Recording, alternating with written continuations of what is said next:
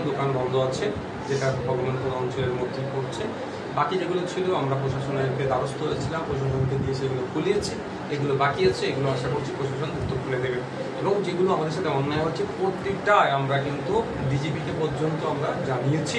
যদি অ্যাকশন না নেয়, দেখছেন আপনারা নিশ্চিতভাবে জানেন কলকাতা হাইকোর্টে এই পোস্ট কোভিড ভায়োলেন্স মর্মে একটা কেস চলছে, প্রয়োজনে সেখানে আমরা পাঠিয়ে হতে পারি, বা সমস্ত আমাদের যেগুলো সারা রাজ্যে যে আমাদের সাথে যে অন্যায়গুলো হচ্ছে সেইগুলোকে সামনে রেখে আমরা আইনে দ্বারস্থ হতে পারি। তার আগে যদি প্রশাসনের পক্ষ থেকে সদর্থক ভূমিকা নেয়, যারা অন্যায় করছে তাদের বিরুদ্ধে যদি কঠোর ব্যবস্থা গ্রহণ করে, তাহলে ওবেলিয়ান গুড, নাহলে আমরা থানা এই কোর্টের দ্বারস্থ। শাকিরুলের সঙ্গে একটা সংযুক্ত প্রশ্ন, যে কার্যত তৃণমূল দল ভাঙিয়ে নিচ্ছে আপনাদের, প্রায়শই শওকত মোল্লার হাত ধরে অংশগ্রহণ করছে আইএসএফ কর্মীরা।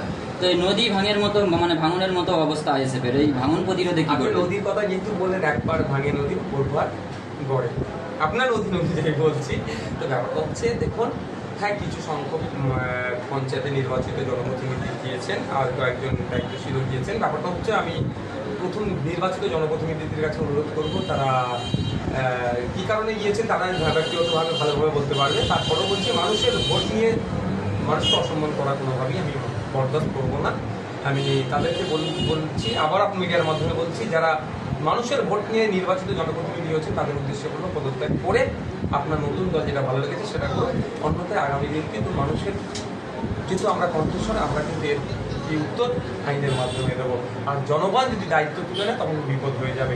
আর দ্বিতীয়, কিছু সংখ্যক মানুষ ভয়ের কাছে গিয়েছে, আবার স্বল্প কিছু মানুষ যেটা খবর পাচ্ছি তাদের কিছু ব্যক্তি স্বার্থ চরিতার্থের জন্য গিয়েছে। কারো সম্পত্তি আছে, তারা দখল পাচ্ছিল না, এই সময় তৃণমূলের নামটা লিখিয়ে সম্পত্তিদের দখল করিয়ে নিয়ে যায়, সেই চেষ্টায় গেছে।